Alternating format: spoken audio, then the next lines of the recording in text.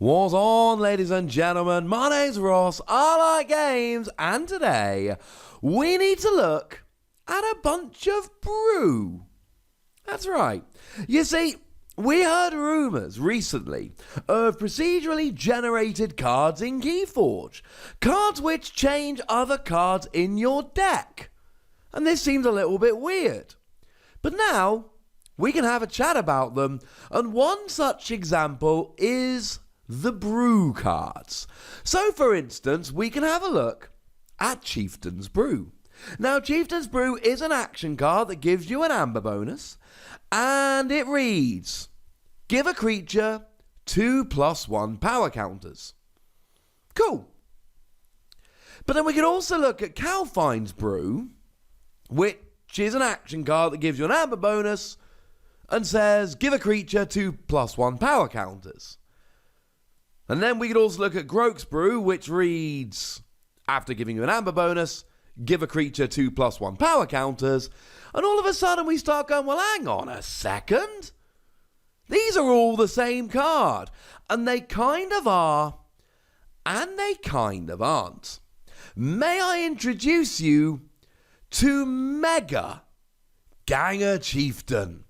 And any of the people that follow my Pokemon content will be probably reminded of Mega Pokemon right now. You see, we've seen Ganga Chieftain before, except Ganga Chieftain looks a little bit different to Mega Ganga Chieftain.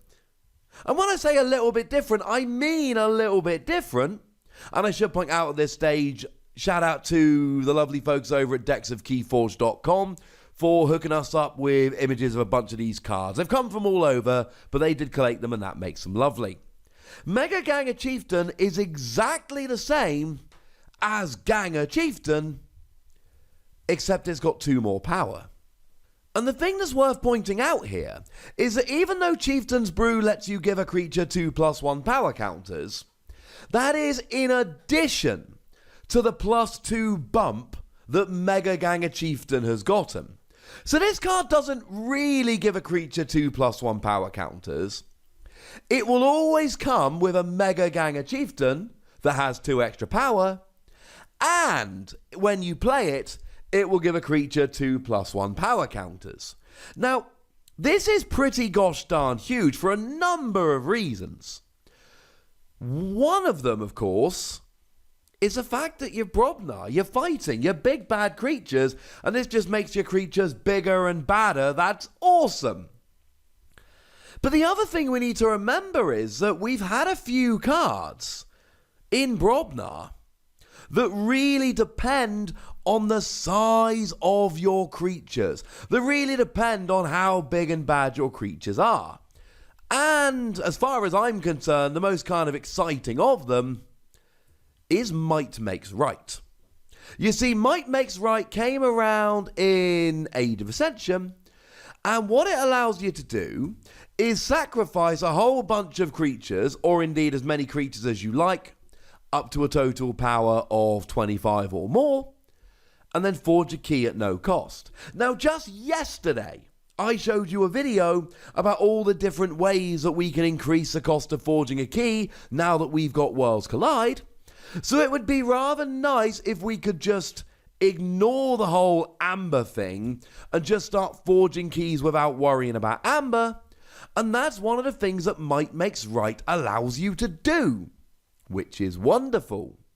Although it is a little bit sad, unfortunately, that Might Makes Right has been confirmed to not be in Worlds Collide, which is genuinely a little bit upsetting, because it would be good. And you may well get it as a legacy card, but now you're relying on getting it as a legacy card in the same deck where you're getting, like a Mega Ganga Chieftain. That's getting awkward at that stage. The other card, which I'm happy to report is in Worlds Collide, is the Flex. When you play it, you choose a ready-friendly Brobnar creature, exhaust it, and gain Amber equal to half its power, rounding down the gain.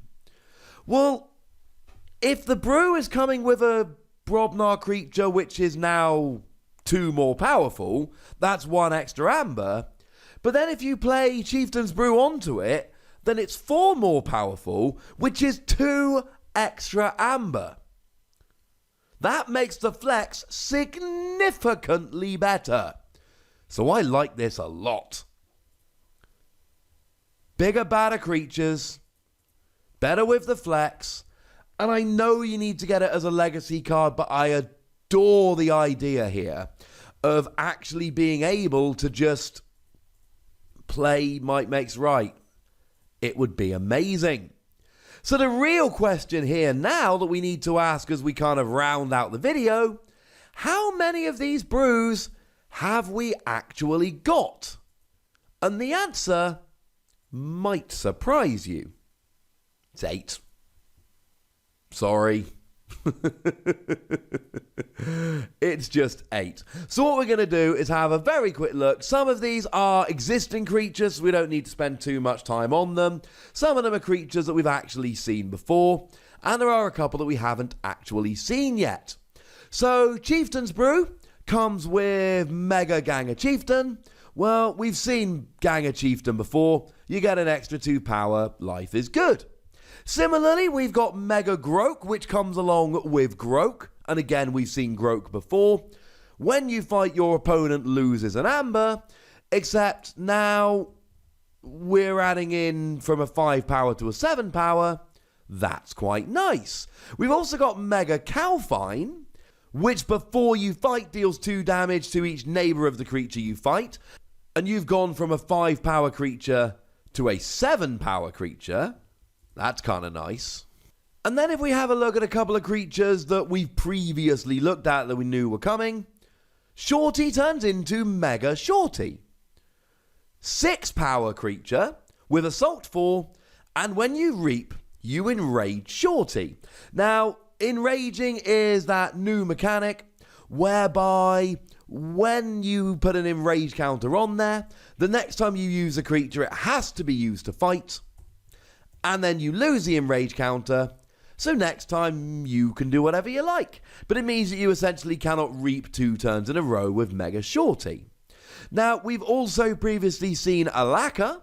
Mega Lacquer goes from a 4 to a 6 power, and if you've used a creature to fight this turn, Mega Lacquer enters play ready. Well, I think it's fair to say that if you're entering play ready, being a 6 power rather than a 4 power, that's going to give you a pretty good advantage, if I'm honest with you. We can then look at Mega Mog Hunter, an 8 power creature that deals 2 damage to a flank creature when you fight. So that's kind of useful. I'm alright with this, ladies and gentlemen. And then we've got a couple of creatures we've not seen yet. Mega Grom 9 Toes is a 7 power. Of course, it would be a 5 power normally, but it gets plus 4 power while it is damaged, as long as you survive the damage. Well, this is wonderful, because it used to be your opponent deals 5 damage, you're destroyed, ha ha ha ha. Whereas now if they deal 5 or even 6 damage, you're not destroyed and you get the plus 4 power, boosting you to a frankly redonkulous 11 power creature, which will make it one of the biggest, baddest creatures in the game. And this is exceptionally relevant in terms of the Mega here, because of course, you get the bonus if your opponent does damage, but doesn't destroy you. And there is a heap of difference between 5 and 7 here, so I am absolutely loving this. The last creature that we haven't quite seen yet, the last one we need to take a gander at, is Mega Narp, which goes from an 8 power 1 armor creature to a 10 power 1 armor creature. Now its neighbours can't reap. And stopping your neighbours reaping is actually kind of annoying. We don't like this so much, if I'm honest with you.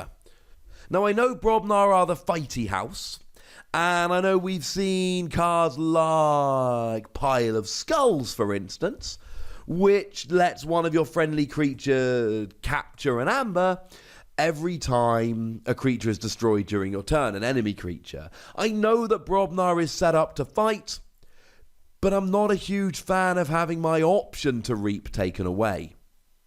Now, I'm a lot happier about having it taken away when I get a 10 power 1 armor creature, and frankly, 8 is about...